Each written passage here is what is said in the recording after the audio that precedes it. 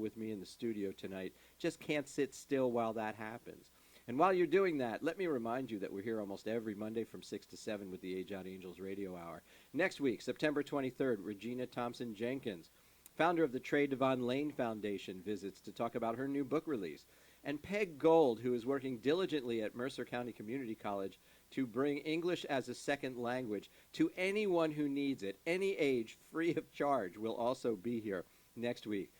Then on September 30th, we're off for the week, and we'll be back live on October 7th with John Carl Lewis from I Am Trenton. And the list of fabulous guests just goes on and on and on. So be sure to tune in every Monday at 6 p.m. for what we consider to be our unfiltered look at the child welfare system and other related community services. This is where you come to get the whole truth. And I promise, what you'll hear tonight, you will not hear on the nightly news. And you know what? Since we're live, you can write into us during the show. You can be part of the show if you want. You can write in the comments field on my Facebook page, or you can call in if you would like to ask a question to one of our guests or just to join the conversation.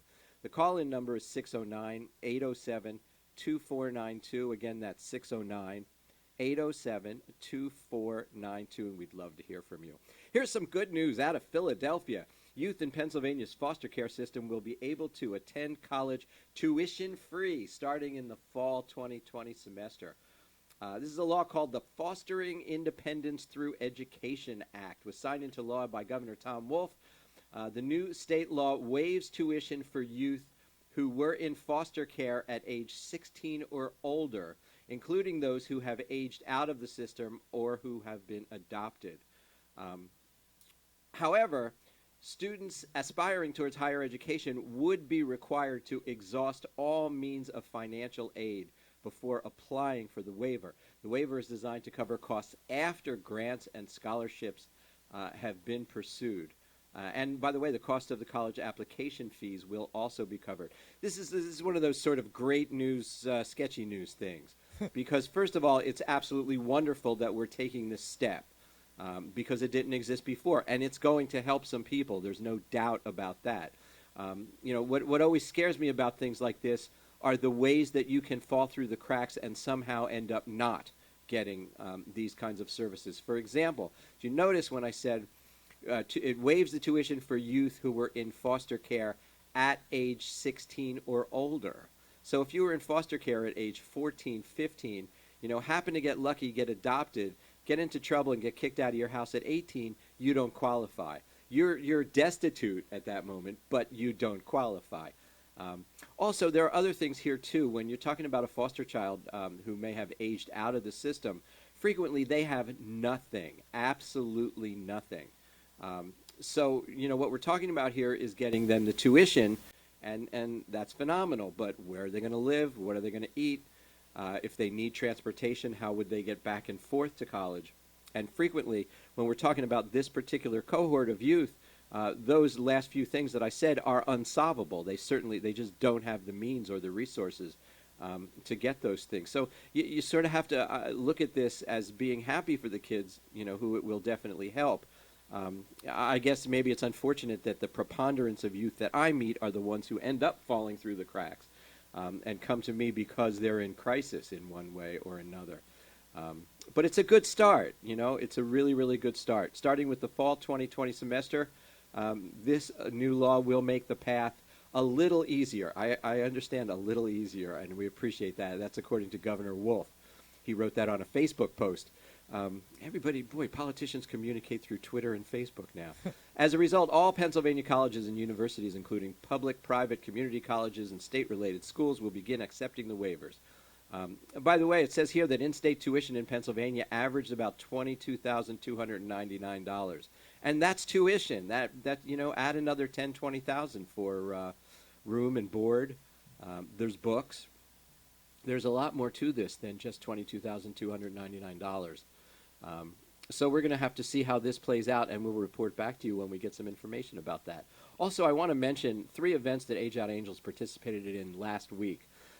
First, there was an organization called the New Jersey Task Force on Child Abuse and Neglect, which partnered along with the New Jersey Department of Children and Families and sponsored a whole day of ACEs, and you're going to hear a lot more about in shows to come. ACEs stands for ACE, Adverse childhood experiences. And you can actually get the test online. You can go online yourself and look up ACEs test.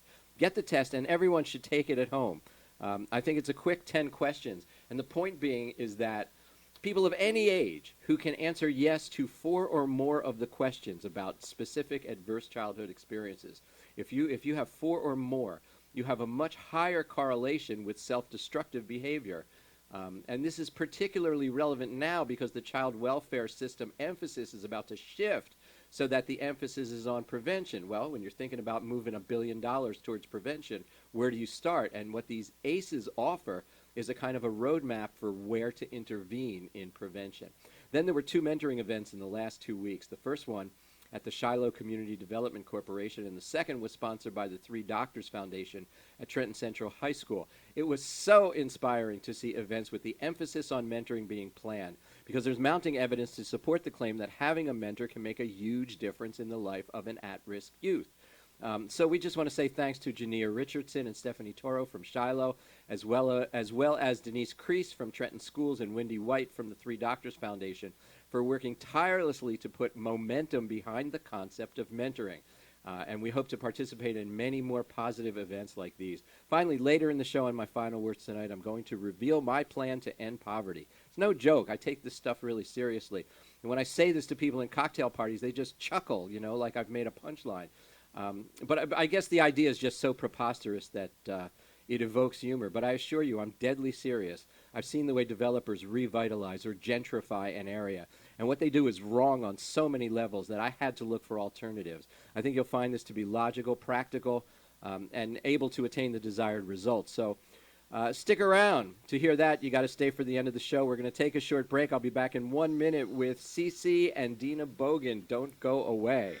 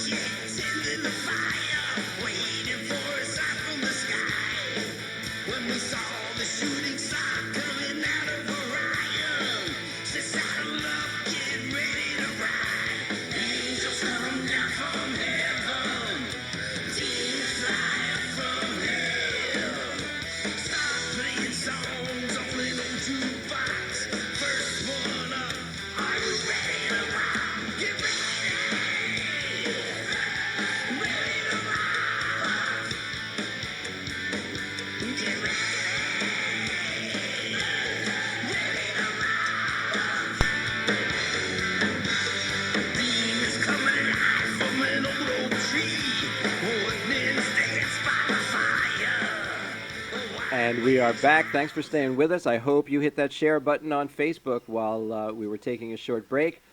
To my left, if you're watching on Facebook, is Cece. She is co-founder of Spring Reigns of Life. Welcome to the Age Out Angels Radio Hour. Thank you, Greg, very much. I'm happy to be here. Well, it took a long time to get you, actually, didn't it? I mean, this has been going on for about 6 or 8 months. Yeah, I think so. We have a mutual friend, Carrie. Carrie Nagrod. Who we hope is out there listening tonight. Yep. And Carrie's one of our best mentors, and I know she volunteers as well at Spring Reigns of Life. One of our star volunteers. She's been trying to put you and me together like it's a date for, for like a very long time.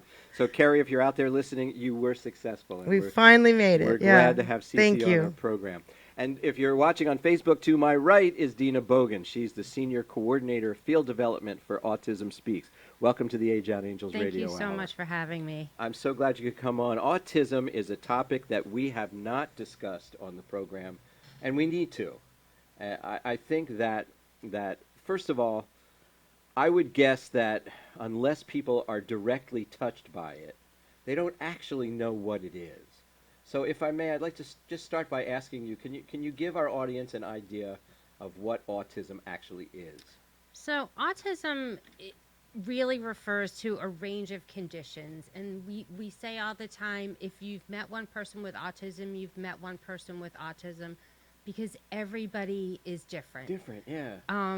Some people have behavioral challenges, some people have social, and emotional challenges, behavioral. So many people have seen, the hand flapping, the tapping, the stimming, and that's just one way that a person on the spectrum presents. Some are verbal, some are nonverbal. So is autism like really kind of an umbrella term? It is. Okay. Because it's a spectrum disorder, Yeah. we go from very high functioning, where most people wouldn't realize that someone has been diagnosed on the spectrum, to lower functioning that may include, nonverbal behaviors, people that tend to run Yes. from safety. Yes, and it's actually, like I know, for example, a gentleman who is close to 40 years old now, who has never been verbal his whole life. Okay, he lives in a group home, but he learned sign language. How do you figure? Most people on the spectrum are incredibly intelligent. It's just a matter of their learning style Yeah. and how to get them to express themselves. Is there like a difference between a term like autism and Asperger's syndrome? What is that? Asperger's really falls on the autism spectrum. So that's a component of autism. Yes. Okay. Yeah. Over the years, the definition of autism has changed, and it's become more encompassing to include that as a spectrum disorder. Okay. All right. So now, see, what that makes me wonder is, we look at someone who has autism, and we see them as being different in one way or another, socially, or like you said, hand ticks, something like that. We see them as being different. Is there any way to understand how they see us? Is there any window into that at all? They see us as people. It depends on how we relate to them is how they see us. Yeah. If we're empathetic, if we're sympathetic, if we're willing to understand how they express themselves. I wonder, though, if they're so vulnerable, if, like, for example, life itself can be a traumatic experience for them. Again, for some people on the spectrum, yes, and others Right. go along their daily life no differently than you or I. Than you or I. Yeah, but I would, I guess, if someone is sensitive to loud noises and then someone yells at them, It's gonna, yeah. there you go. Things as simple as fluorescent lights buzzing Oh my, could Yeah. really affect. trigger. Yeah. So every person with autism has a different trigger, different sensitivity, different sensory issue. Was there something in particular that got you involved with an autism agency? I just really felt like this was a community that needed support. I was offered a position as a walk manager. A what? In New Jersey, we do 4 walks in a gala. We have one coming up in central New Jersey. Oh, you're talking about a walk for fundraising Yep, purposes. we do fundraising. Okay. We have one here in central New right. Jersey on October 13th. Okay. And all our fundraising goes to fund all the programs, all the Yeah, research, all yeah. the advocacy. And we're going to that we talk do. about those in just a minute. I'm so glad to have you here. Thank you. I'm glad to be here and shed share. some light on this topic. Absolutely. So, speaking of trauma, hi, Cece. Hi. It's good to see you. I'm thinking of horses and healing, and you shattered my vision the moment you walked in the studio. Oh, no. Because I'm thinking riding. What fun! Oh, okay. But that's not what this is it? Right. Well, riding is fun. Riding is amazing. Yes. It's just not what we do. Is it something that you do? I mean, have you been a horse person like your whole life? Is that? Yes, pretty much. Yeah. I sort of transferred myself from a corporate type existence in New York City with a horse habit of my own. Oh no! And I drove That's an expensive habit. Yeah, I drove a parkable street safe car 500 miles a week to ride horses. Okay. So I love riding. I'm not about to knock riding, and a lot of I shouldn't say knock, but I'm not about to make it like it's less than anything. And also a lot of people, when they hear what I do with horses, they automatically assume riding, because most people know horses and riding. And riding, yeah, we don't know the many other. Right. So therapeutic riding and adaptive riding has been around since the 30s. It's established. Most people in this country know about it. However, we are certified by an organization called EGALA, and my hat. And EGALA stands for the Equine Assisted Growth and Learning Association. So they were founded in 1999, so maybe still fairly considered new, although 20th anniversary really, it's 20 this years. year, we're sort of getting Marriage is excited probably about gonna that, last, right? yeah. So EGALA is international. There's thousands of members and hundreds of programs across the world. So we are one in New Jersey. I think there's 6 or 7 in New Jersey now. Spring Rains of Life is a 501c3 nonprofit, public charity. We're volunteer run. And our purpose is to serve trauma survivors in groups. We work in a group format, and we work with trauma survivors. So as we begin our nonprofit, life, it was delineated to 3 specific populations, which was PTSD combat veterans or veterans, PTSD veterans, at-risk and high-risk youth teens, and then young children in bereavement. And those are the 3 populations we focused on. However, this last year, we've learned that it's really going to serve a lot of people and also our longevity to expand that and open it up to trauma groups. So there's a lot of work we're doing and sort of repositioning a bit. So for example, because I work with a licensed mental health professional, I'm the horse part of the team. I'm the horse lady.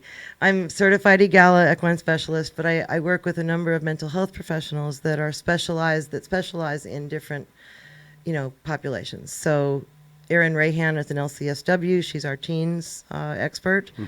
Dr. Maria Katzimani is a PsyD, clinical psychologist. She's also a veteran. She is our veterans mental health professional. So in that, we're probably going to expand into various trauma groups, being human trafficking, domestic violence, sexual and rape assault. I would love to talk to you actually about autism, because on the higher functioning, there's stuff we could put together. Absolutely. I think that would be fabulous. Even as a one-day outing, it could be. That's what I was thinking as you were talking. Of course, I'm like, but we always think that way. How can we share our resources? Yeah. Well, if I've put you 2 together, my work is done here. But we have 37 more minutes of show if it's okay with you. So this the relationship of PTSD and the trauma suffered by they call it complex childhood trauma. Suffered by young people is certainly a corollary, and just beginning now to be identified. As, in the military. In the military as well as in the schools. Okay. It's kind of the same thing, yes, right? When you have a child who's being abused every day and abused by their caregiver with no hope of healing, right? No, because we've all suffered trauma. Yes. Right. Yeah. Well, the disassociation starts to set in, and I've only learned that through the work I do. I'm not a mental health professional, but I've learned that, the walls of survivorship go up, and that is how they survive. That's how a trauma survivor survives. Absolutely. However, in that, they lose their present moment, and their future becomes non-existent because you're stuck in this trauma place. And so one thing that's really great about the horses is that, and not all EGALA programs are trauma-based. I mean, we have an LLC that does corporate training and teaches doctors bedside manners. So there's a lot of different ways that the horses can be utilized creatively. However, our nonprofit, Spring Rains of Life, chose trauma because in trauma situations, the clients or the survivors either do not want to talk about it, refuse to talk about it, or cannot talk about it, simply not able to. And horses don't talk verbally. Right. And our role as facilitators is to talk as little as possible. So what we do instead of riding is we put a group of trauma survivors in an arena or a paddock or a pasture. Sometimes I use a big pasture. It depends on what we're doing that day. And ask them to find some common ground. So naturally, most of the horses we have are around 1,000 pounds. When you first enter that space and you're presented with 3 or 4 animals moving around that are 1,000 pounds each, it puts you present really, I bet it really does. Quick. Yeah, you want to know where their hind legs are. Right. And again, we go over safety. So our idea is not to throw our clients to the lions of horses that are going to kill them. We have, horses that are selected for this work. And also we give a safety tip, 1, because there's really only 1 that you need to focus on in this format. And then it's about What is it? Aren't you dying to know the safety tip? Be aware. I want to know. Thank you. Yeah, I mean, it's essentially horses are prey animals. So when I refer to horses' internal nature is as their primal, who they are as a horse, not domesticated show horses and race horses and things like that. I'm talking about horses' internal, deep, who they are.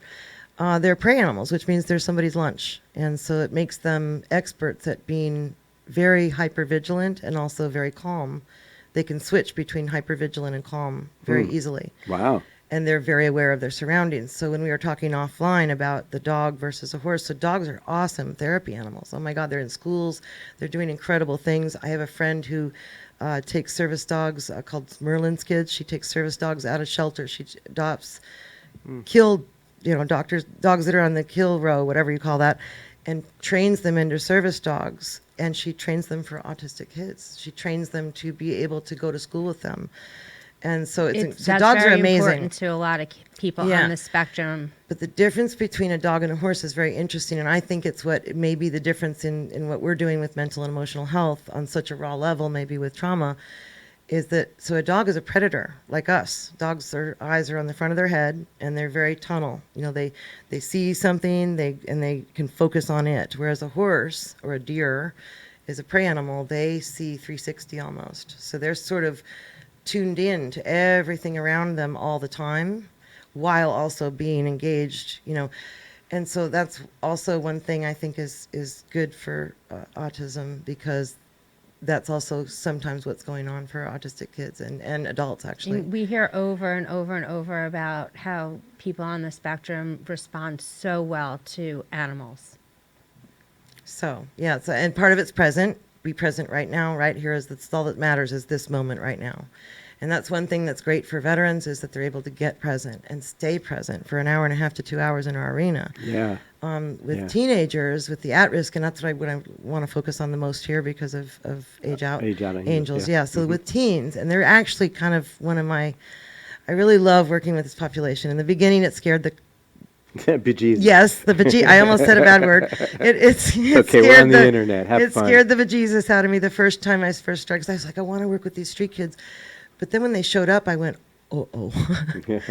But then the horses came in and took over, and I went, this is exactly what it's supposed to do. So it happens to our mentors, too. They fall in love with the kids so quickly. So a lot of at-risk and high-risk youth. We've worked with gang youth. We've worked with abdicated youth down in, we run an RFP with the NJJC. And, do we need to pause? Yeah. Okay, that's okay. No, I got your body language. You're killing me, because I want to know if insurance ever covers any of this. Okay. Have you ever had an experience where? Here's the hiccup there. Uh-huh. The APA, which is the American Psychological Association, gave animal-assisted therapy a division and a code in 2008. Last I checked, horses, dogs, they're all animals. They have a code. So there's a code with the APA that says it's a viable mental health, All right. treatment. So if there's a code, you have a chance to sell it to your insurance company. I guess. Yeah. There is still, we're 2019. Yeah. There's still yet to find an insurance company with a code to pay for animal-assisted therapy. Okay.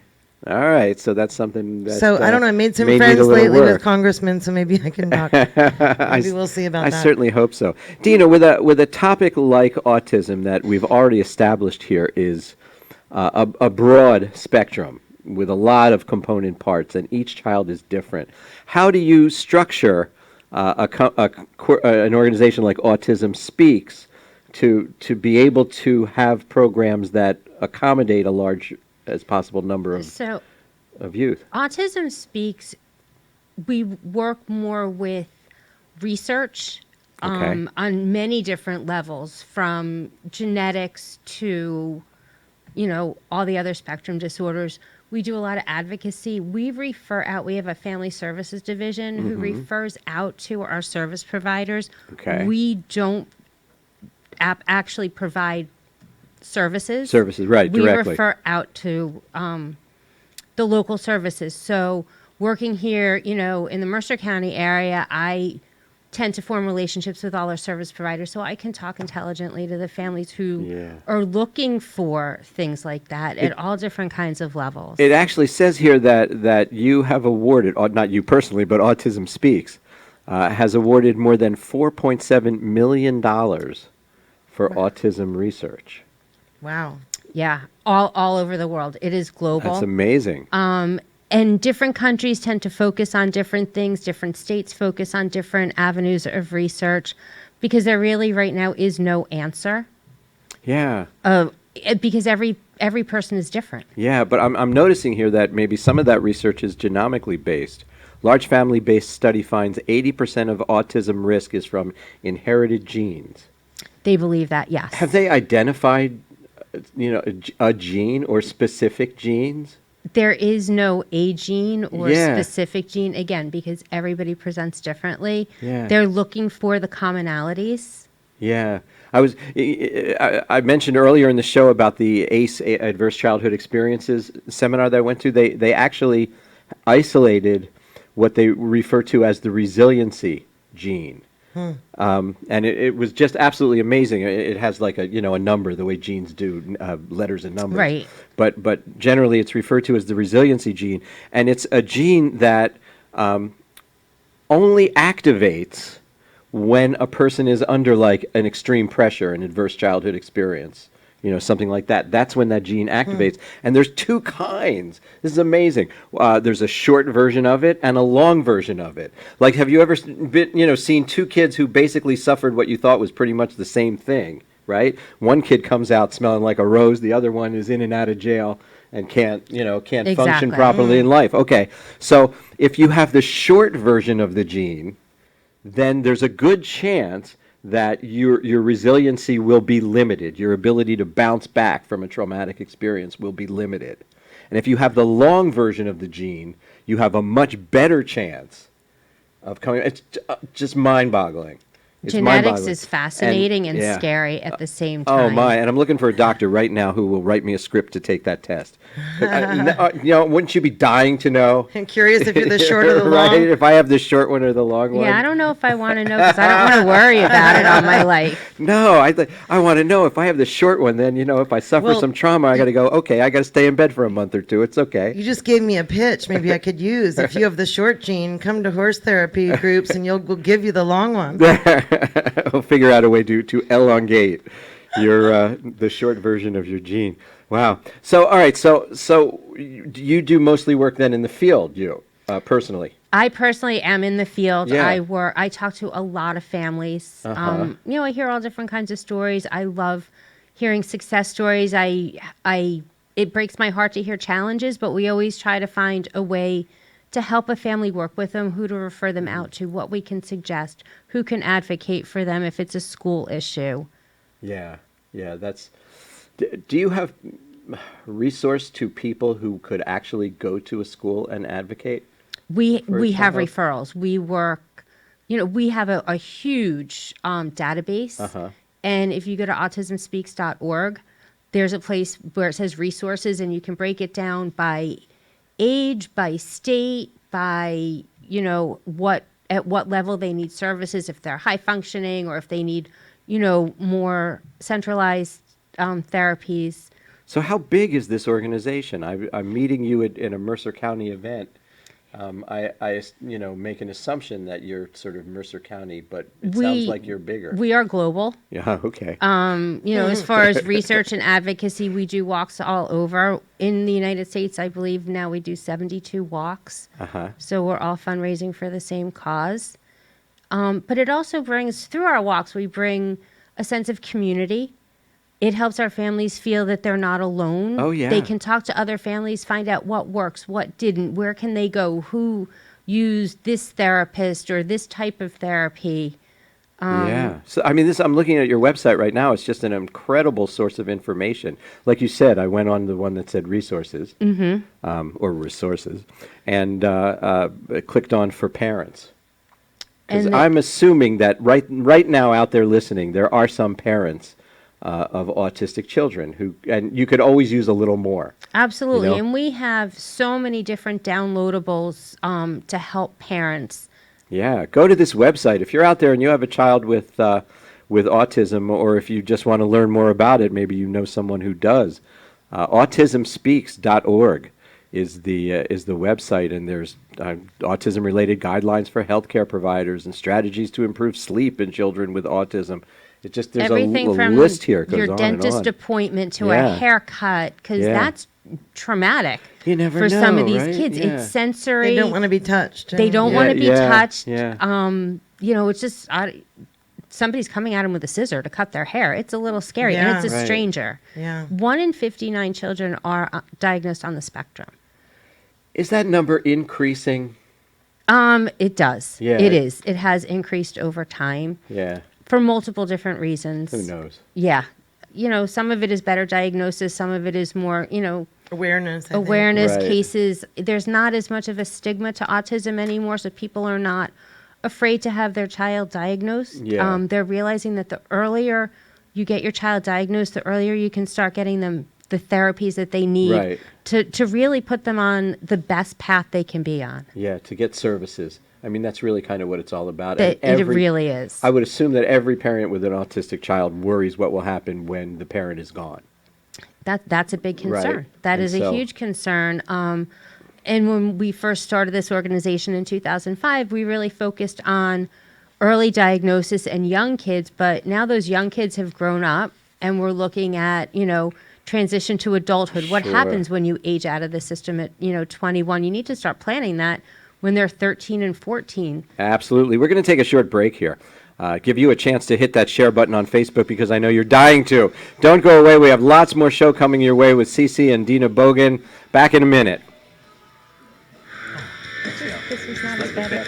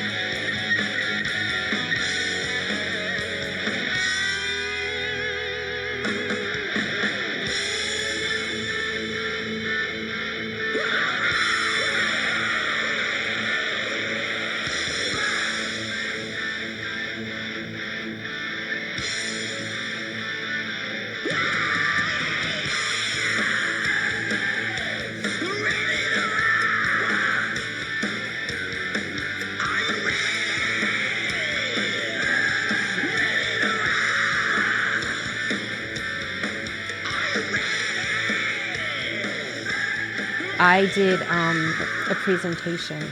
And we are back. Thanks for staying with us. Before we go further, I do need to thank all the people who made donations to Age Out Angels this week. We thank you so very much for your generosity. And I assume we're thanking all the people who made donations to Spring Reigns of Life as well. Sure. Right? And to Autism Speaks. Absolutely. So thank you all so very much. Hey, if you have an employee giving fund or matching gifts foundation associated with your place of work, we'd certainly appreciate your contacting us, telling us how we can participate in that.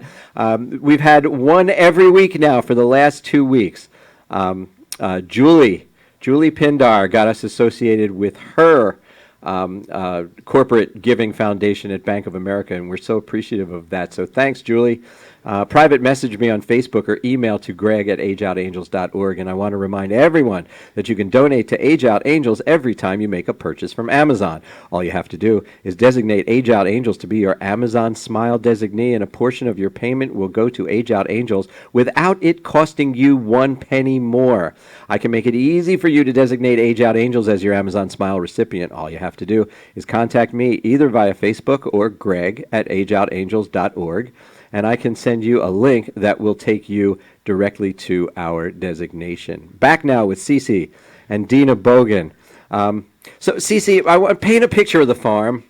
You know, is it what we expect it to be? Is it, a fence with a ring and a stable with 16 horses in it and the house set off to the side and someone's always cooking incredible food? Oh. Where's that? Where did I get that? Where did I lose you? No, actually, very similar. Yes, I mean we are so this is our third location where we're at right now in Three Bridges. This is Three Bridges, New Jersey. Three Bridges, New Jersey. This is country in The New Jersey. country. Yes. Historic. I found out very historic.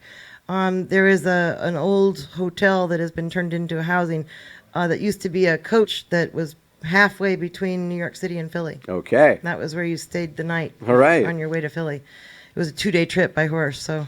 At any rate, no, the farm we call home is named Hunt Cap Farms. It actually has amazing history to it. It's used to be home to some of the most prestigious showmen and show horses, owned by Barbara Bemmelmans. And yes, you drive. It's right along the Raritan River. You drive in a very short, picturesque driveway. There are thousands of trees on the property. There are 3 goats that are part of our greeting committee, and a miniature horse if he happens to care to do so. But so let's say part of the reason it took me so long to get down here was we had a teen group with Hunterdon Youth Services, Binnacle House, which is a semi-residential for teens, boys, and they're from all over the state of New Jersey.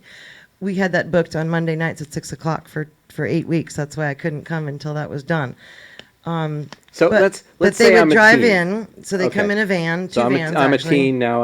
I pile out of I'm in the van and I'm there, but I'm there for a reason. Yes. I'm there because I need this some case- therapy or something. In this case, it was mandated that they come, so the Okay.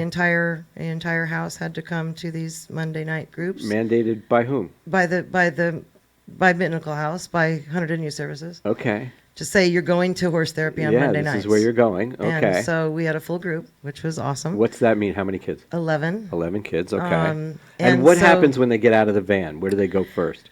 Well, we usually huddle up if the weather's good. We'll huddle up in the parking lot because it's just a way for them to be out. I like them to be outside as much as possible. Sure.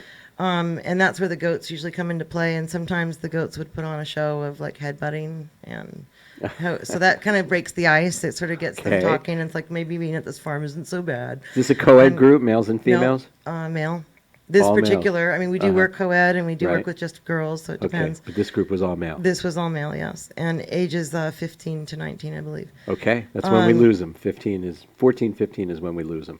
Okay, so at any rate, so it's an 8-week group, and as standard, because we've done this for 7 years now, Erin Rahan and I, we work together, and so usually the first group is loud and boisterous, and then it comes time to go into the horse arena, which we have an indoor arena in case the weather is bad. We have a lot of places to work outside if the weather's good. So the horses are loose, waiting for them. And they're usually kind of tough about walking to the arena, but then when we get there, it's kind of like, oh, no, I'll stay out here, which is fine. We don't force anybody to do this because it's not about force. So week 3 or 4 is usually when we get more participants in with the horses, because I guess they let the first couple kids go out and they didn't die, so it was all right now. They get more engaged, and by then is kind of when you start to see the group happening. So horses will have a way of mirroring or presenting physically what might be going on for the group internally, either in their brains or in here. Well, but I want to get a picture of this Okay. now. So there's 11 kids, and they're going from the parking lot Into our barn, into the and then barn. into a space, whether it's a paddock or a corral or an indoor arena, depending on what we're doing. And that when day. they walk into that, are their horses sort of roaming? Are they? I usually free? have them waiting in there. Sometimes I've let the horses in after they get there, but usually I try to have them waiting so that they walk into the space and there are horses. Right. Then our first thing that we do every week, the first 5 minutes, whether they've been there once or none or 10 times, is we say, notice what you notice. So, welcome back or welcome. Notice what you notice. That might be what you see, what you hear, what you smell, what you feel if you touch anything. Hopefully not what you taste. But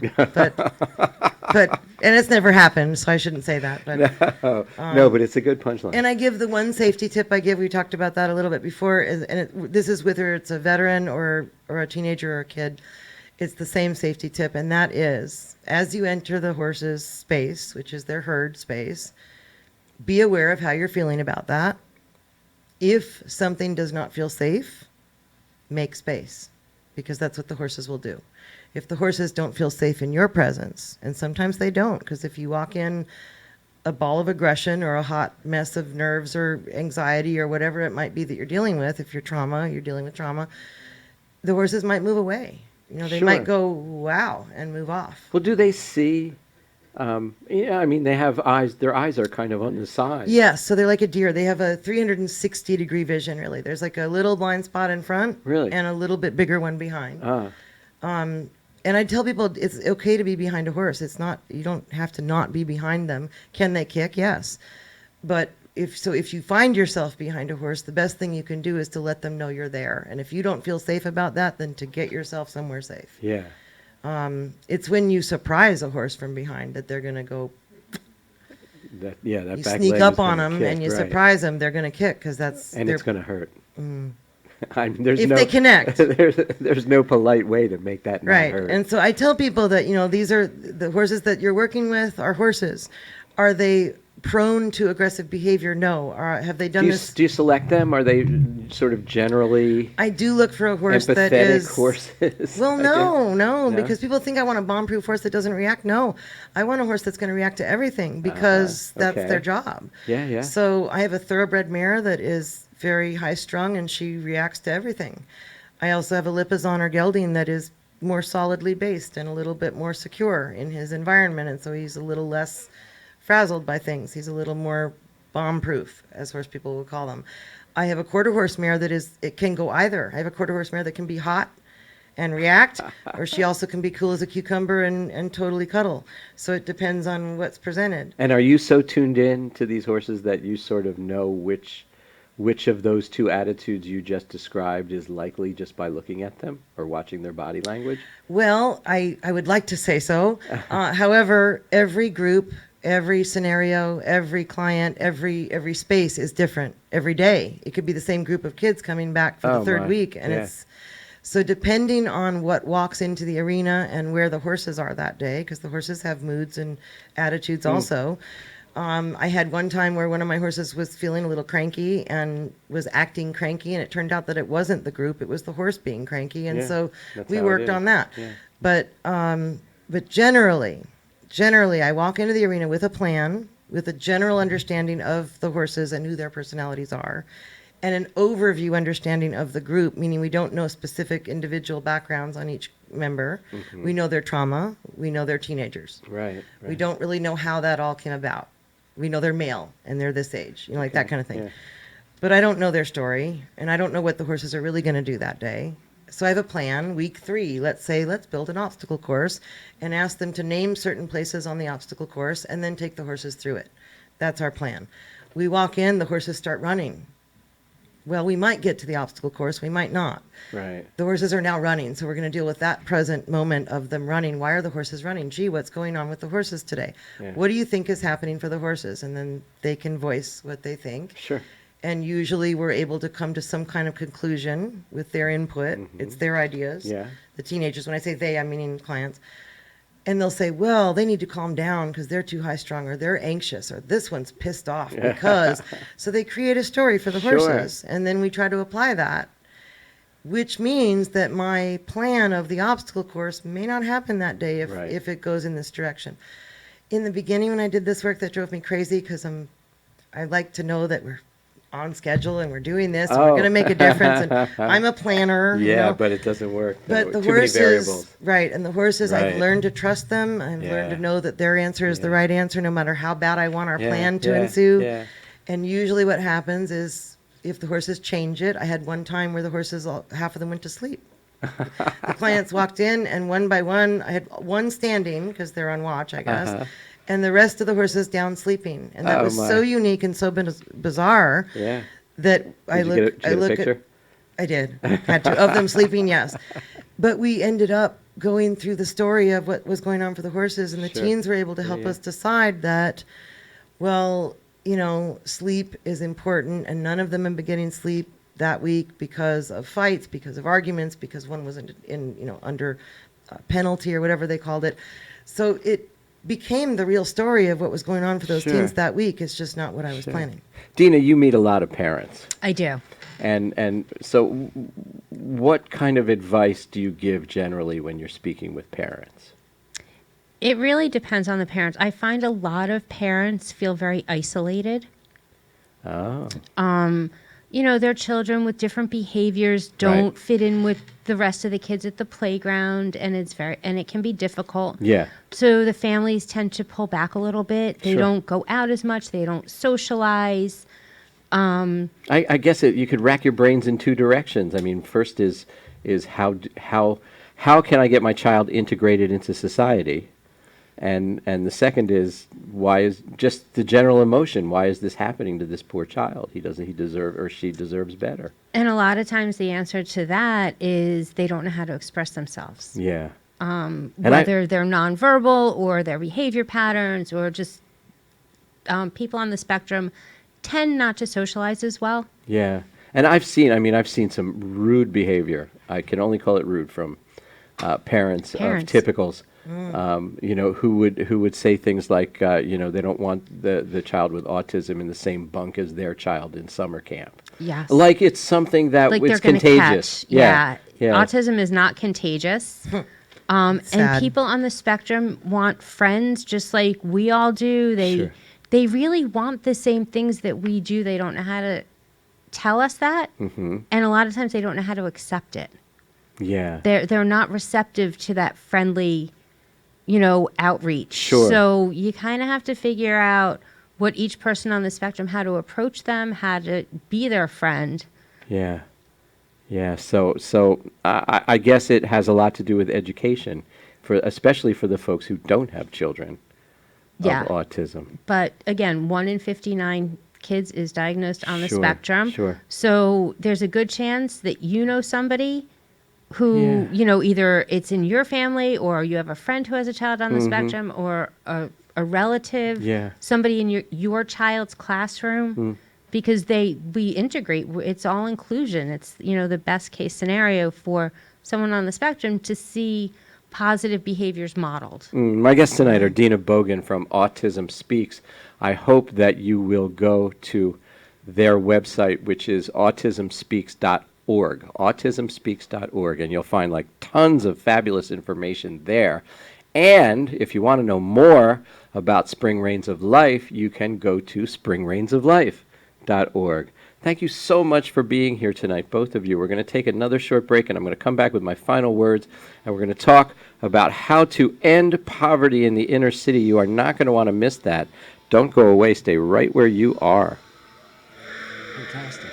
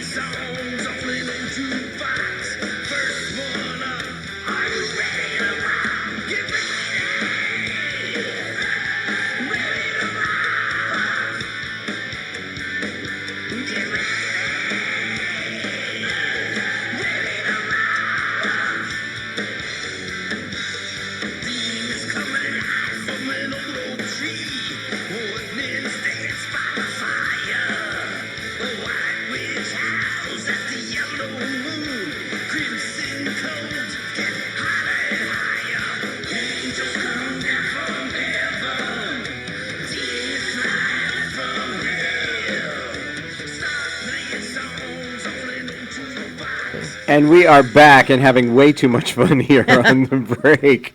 But I do want to talk to you a little bit about poverty. And I think when you think about taking an urban city environment, what you have to think about, the question you have to ask yourself first is, what is it that you want out of revitalizing your city? Are you trying to create an environment where the local population can have careers, not just jobs, but careers, and affordable housing? Or are you just trying to increase property values to drive the low-income people further into disenfranchisement? But hey, who cares about them anyway? That's what I find is so lacking in typical redevelopment plans. Basically, a typical plan for redeveloping an area. Step one, pick an area and dress it up. Light it up, have a police presence to make people feel safe, put in some light boxes with plants. No one will ever know it was a ghetto 3 weeks ago. Repave the streets and see if you can get white people to come back and drink. If you can become a cool place for white people to drink, then eventually they'll say, hey, instead of drinking and driving home, let's just get a place here. And bingo, property value soars, gentrification pushes out all the locals, right? Sends them to another part of the town. And your property values soar, and boy, the developers have made a fortune. Yay, that sucks. It's a terrible plan. Yeah, one other thing too. Once you do that, you're going to go to every civic group and you're going to boast that you created over 150 jobs where people can earn $15 an hour. When what we're looking for is like 1,000 jobs or 2,000 jobs where people can earn a career type wage that they can raise a family on. I suggest a better plan is to lure businesses to set up shop in the area. And what we're looking for here is probably closer to several thousand jobs, but not just jobs, career paths, where families can model a sense of career to their children. So I know now, everybody's thinking I said lure businesses to the area as though it's something that's easy to do. And so, like, what's the plan for that, right? Well, I can tell you what it's not. It's not tax breaks. I am so disappointed with all the cities that knock themselves out giving away their tax money just to have a corporation anoint them with an office building and you know, a few hundred jobs. That's really not how it's supposed to work. We need the tax money. We need the tax money to support the schools, first of all, because we're not just trying to bring businesses into the area, we're trying to bolster the entire area. And that starts with how we educate our young people. So we need their tax money to support the schools, and we also need the tax money to support the strains that are going to be put on the infrastructure. I was so upset when I saw I'm sure you all know about the Amazon bidding and how they were going to set up 2 different headquarters, one near Washington, D.C., and one was going to be out in Queens. And the people in Queens kind of made it uncomfortable for them to build there, so they ditched the Queens plan. But they were going to give away like $6 billion worth of taxes to Amazon just to have them build their wonderful building, in their spot. And it's so dumb because you can't revitalize your area without that tax money. And you know what it reminds me of? There's an old sales adage that says when your product costs more than your competitors, you have to sell your product based on value. You have to show people that the value that your product offers is worth more than the lower price that they can get from your competitors. So what's the value that we can add to a proposal that would make a company stop in its tracks and say, you know what, we're going to let Cincinnati keep their stupid tax breaks. We're going to Trenton. That's where we want to be. What would make a company want to do that? And the way I see it, the answer is we use our school system to train their workforce. So what we're doing is as we take tax money from them, we are offering them a chance to essentially make that money back via productivity by turning out from our high schools a ready workforce that can go right into that company and be a productive member of it. So that means it's not right for every company. For example, apparel manufacturers are not going to come back to Trenton when they can get labor in Asia for 11 cents an hour. It's just not going to happen. We can teach kids to sew till the cows come home. They're not bringing that work back here, but we'd be targeting companies that may need some form of specialized training for their workers so that they wouldn't have to spend that money and that time to do that training. And we would send them right out of high school and into a career. By having workers who are trained and whose aptitude is predictable, that means how good they'd be at the job, the company would be receiving a value that they can't get anywhere else. And here's the beauty of it. If enough of the locals get jobs, 2 things will happen. First, they will get some people off of the welfare rolls and off of Medicaid. So the strain on social services system that exists now and is getting worse would actually decrease. And the best part of this for the people is if they have enough money to pay rent or a mortgage, they could decide where they want to live. Right now, they don't get that decision. And the competition that would be created among landlords means the era of the slumlord could be over, because disgusting buildings and apartments would simply be rejected by people who can afford to pay. And so they would have to make the area better. They would have no choice but to spend a little bit of money on their buildings. And again, they would get rent, to be rewarded for that. So it's not like a total loss for them. So much good can result if we revitalize an area thinking of the people who live here first. And you don't need to bring back the white people to have a great city. You have to make a great city, and then everyone, people of all color, will want to be there. Quickly, Cece, what do you have coming up? We just have a group open. It's Saturdays in October from 12 to 1:30, and it's open to up to 8 participants. So if anyone's interested as a teenager, we're working on emotional regulation for 4 weeks. Contact us. Excellent. Is there anything you want us to know about? So we have our Autism Speaks Central New Jersey Walk coming up on October 13th at Arm & Hammer Park. You can find out more information or register a walk team at autismspeaks.org/CNJ for Central New Jersey. autismspeaks.org/CNJ. And there you have it, ladies and gentlemen, another hour talking about youth who should matter more in our political and economic discourse than they do. We thank you for tuning in. Help us spread the word. Humble thanks to Hamilton Radio, to my most excellent guests, Cece and Dina Bogan. Let's make a date to meet right back here next week, September 23rd, with Regina Thompson-Jenkins and Peg Gold. Please put that on your calendar so you won't forget. Thanks to our engineer, Ruben. Music provided by Angel Fire. Our webmaster is Carmen Garcia Valera, and our social media specialist is Bailey Braverman. Until next week, let's make this week the best week ever. Have a great evening.